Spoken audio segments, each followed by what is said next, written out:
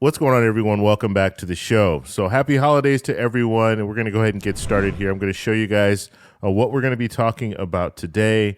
We have a few different stories that we're going to be talking about. So the first story, we're going to be talking about the Senate. The Senate passes this $1.7 trillion government funding bill. So we're going to talk about what this means, where it goes from here.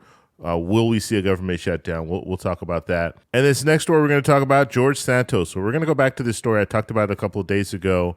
So this representative-elect, now he hasn't started working yet, but he was elected in New York, and we're finding out that he's been lying about a lot of different things in his bio. And we're learning even more information about other things that he's been lying about as well. And so he has responded. He responded on Twitter, so we're going to take a look at that, and we'll talk a little bit about that. And then we're going to talk about Social Security. So Social Security's largest raise in more than 40 years comes with 2 added bonuses. And so we're going to talk about what those 2 added bonuses are. So that's what we're going to focus on in this video. But first off, you guys can do me a favor. Please like the video, subscribe to the channel, hit that bell notification, and then click all. By clicking all, you'll get notified anytime we put out a video. We do daily videos here, so by clicking the bell notification and clicking all, you should be getting updated every day. Okay, so before we get started, I have the bill. I have the Omnibus bill that was just passed in the Senate. It's over 4,000 pages, and I'm going to go over this, and then I'll let you guys know what I find out about Social Security, because the whole plan, and this is actually not even the full version. So this is kind of the cheat sheet.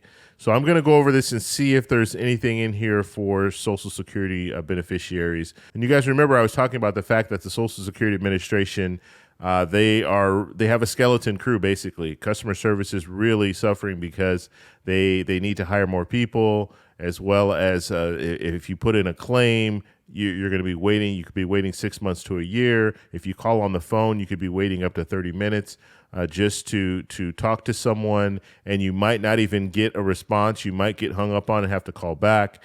And so they're having some real issues when it comes to operations with the Social Security Administration. And so they've been asking for more money, increasing their budget. And so in this Omnibus bill, I'm going to take a look and see exactly what they have as far as funding. So I'll do a follow-up video later and talk about that. But I just wanted to bring that to your attention.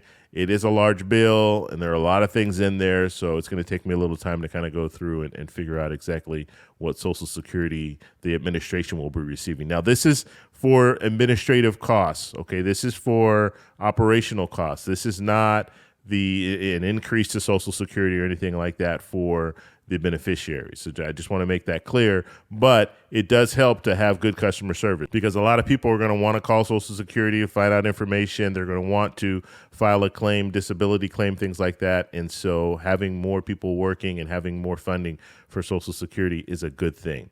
All right, let's go ahead and get to the first story here. So we are talking about the Omnibus bill. The Senate just passed the Omnibus bill yesterday. So now we'll go to the House. Okay, this is a $1.7 trillion bill. And if you look at it, if you really look at the reality here, and this, I mean, you have politicians, and right now there were 18 Republicans in the Senate that voted for this Omnibus bill. And so it was a bipartisan bill. You had all the Democrats and you had 18 Republicans vote for the bill.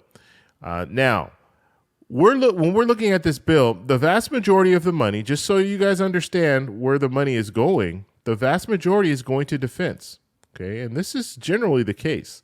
So when you're looking at that 1.7 trillion, just understand 158 billion is going to the defense funding. It's necessary. I would agree it's necessary, but when you have people that, because you have some people that are saying that this is way too much and we shouldn't be spending this much, well, you have to look at where the money's going, okay? And if you're spending the vast majority in defense, and then you're spending, $772 billion on non-defense discretionary spending, if you want to make cuts, you can't just make it to the non-defense funding. You have to make it across the board. And so I think there are a lot of politicians that will be out there saying that this is just too much money, but they don't want to make that sacrifice and say, okay, you know what? Maybe we should cut a little off the defense and then cut a little off the non-discretionary, non-defense funding. But you're not going to hear that. You're just going to hear the back and forth and why we shouldn't be moving forward. As a matter of fact, it was trending on Twitter that these 18 Senate Republicans, they're getting a lot of backlash from other Republicans saying that they're traitors and all this stuff because they voted for an omnibus bill to fund the government.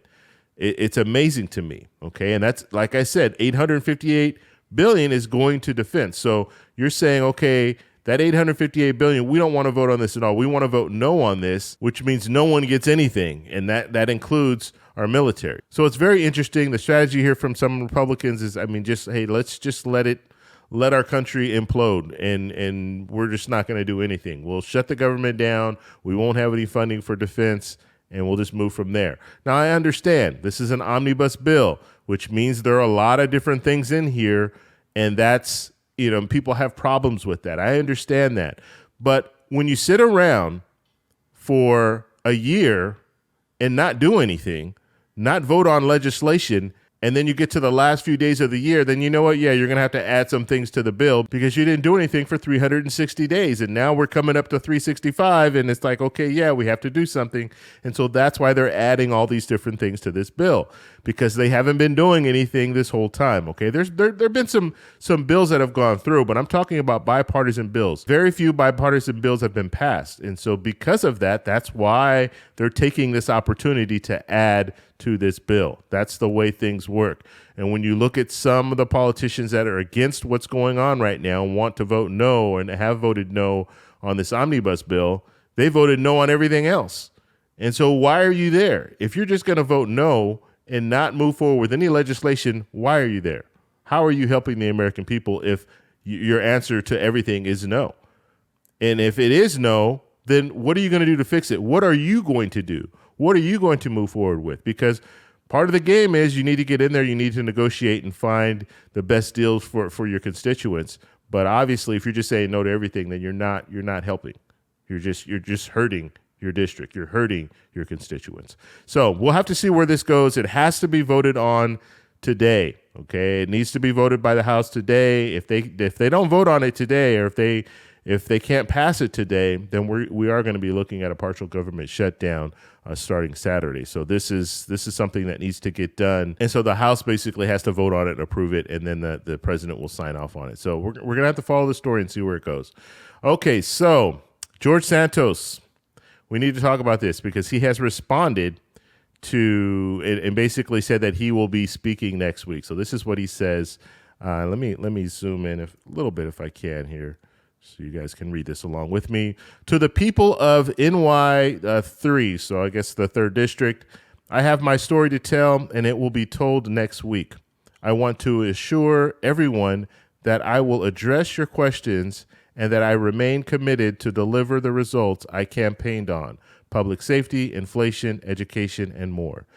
Happy holidays to all. Okay, so very interesting, because there have been a lot of allegations that have been thrown out there about him lying about all these different things. I think it would be simple for him to say that the allegations against me are not true. I will explain it next week, but he didn't even go into that. He basically says, I have my story to tell and it will be told next week. That's all he's saying.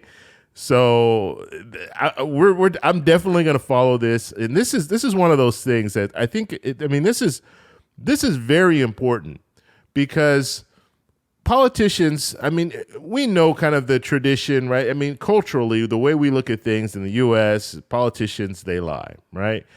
But we've never seen, I won't say we've never seen, but it's very rare that you see a politician just lie about everything, okay? Now, and you most of the time, some of what they're saying is true. Even former President Trump, he lied about a lot of things, but there's some things that he said that, that as far as his bio, that were true. We know that he's a wealthy person. We don't know how much money he has. He's probably lying about that.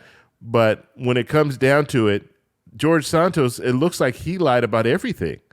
He's lying about where he worked. He's lying about going to college. They're even saying that he's lying about what his mother did for a living. He's lying about his grandparents and their nationality. And it's amazing to me, all the stuff that's coming out about this representative-elect. And what I'm interested to know is, will the leadership in the Republican Party, will they do something? Will there be some type of recourse? Now, yesterday, when I talked about this, I said, there probably won't be. But if this story continues to grow and he continues to trend on Twitter, they're going to have to address this.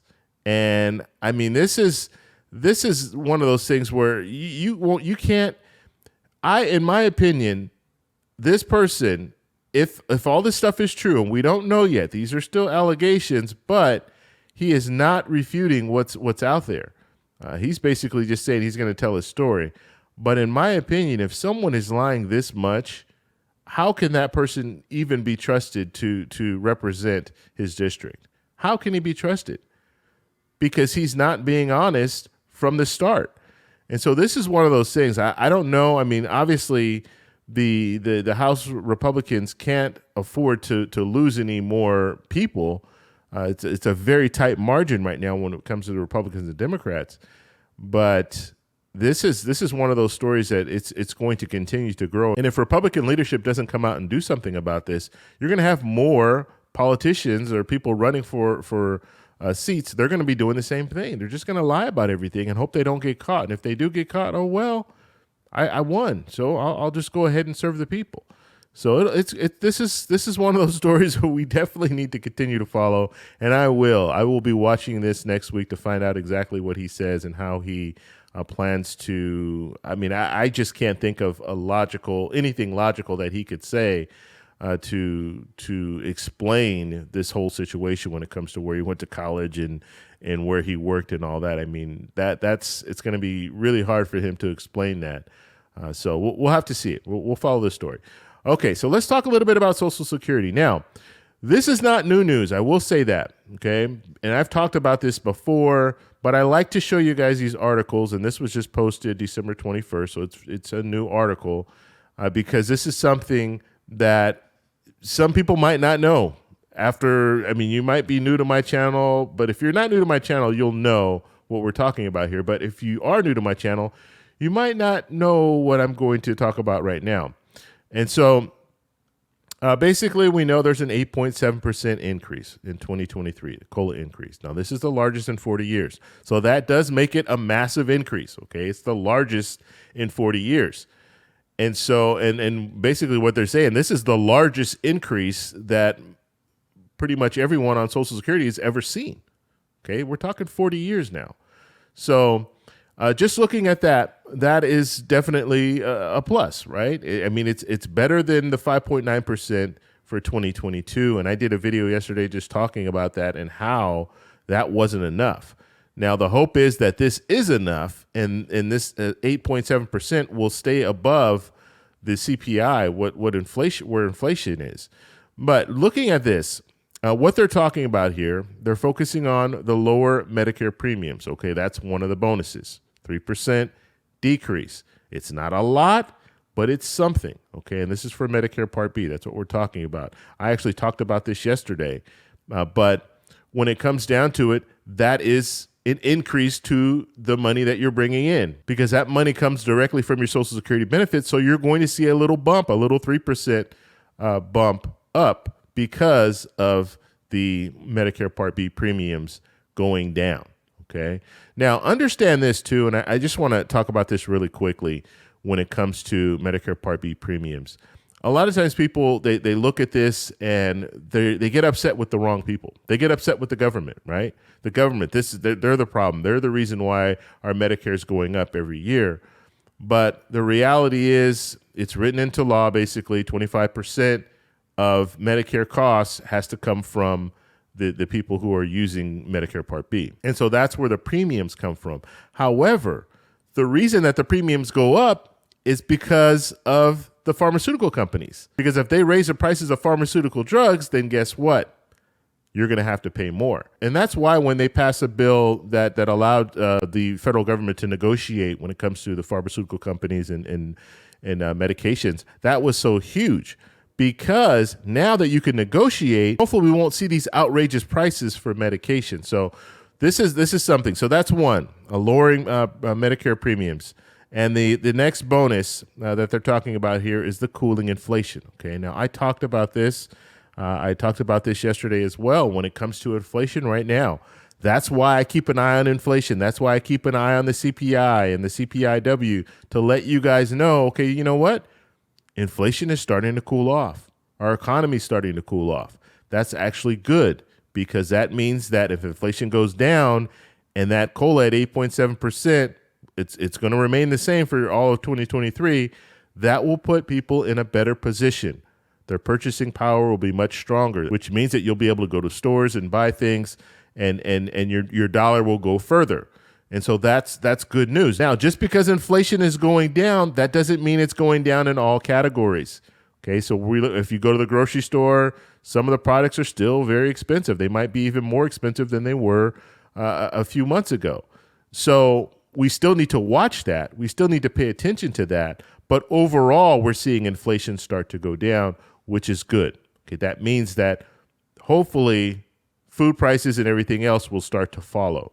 So we'll have to follow that. And every month, just so you guys know, make sure you subscribe, hit that bell notification, because every month I'm going to let you guys know what the CPI score is, what the CPIW score is. We're going to take a look at the categories, and we're going to find out what is going up. Like when it comes to food products, what food products are more expensive, less expensive. We're going to go over all of that. We do that every month, so you'll have a better idea of what's going on when it comes to the market and everything else.